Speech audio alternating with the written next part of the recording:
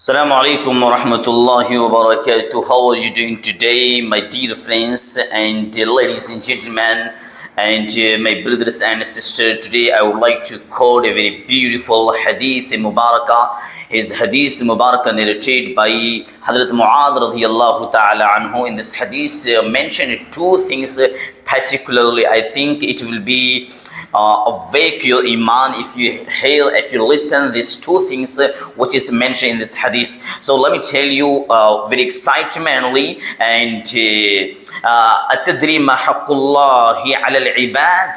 Another hand is that wama haqqul ibadi ala Allah. And shortly I would like to tell you about this particular hadith. Okay, so in the next time I will explain each and everything about the hadith and different kinds of hadith. I have many hadiths actually, but in this session I would like to tell you a very short explanation today. So question is that, do you know what is the right of Allah subhanahu wa ta'ala, and do you know what is the right of people for Allah subhanahu wa ta'ala? This is two things mentioned in this particular hadith. Let me tell you actually.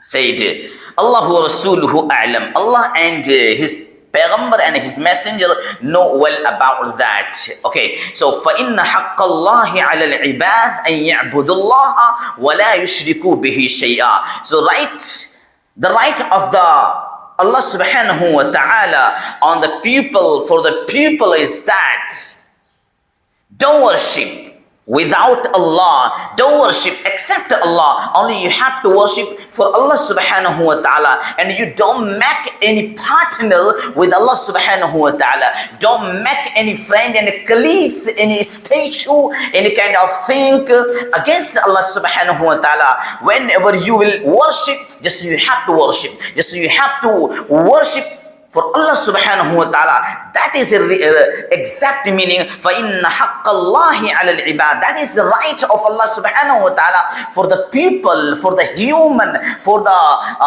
person. That is the right of Allah subhanahu wa ta'ala. And another hand is that, what is the right of people for Allah subhanahu wa ta'ala? For on Allah subhanahu wa ta'ala is that don't punishment for the people who did not make a partner with Allah subhanahu wa ta'ala. That is right of Allah subhanahu wa ta'ala for human, for people.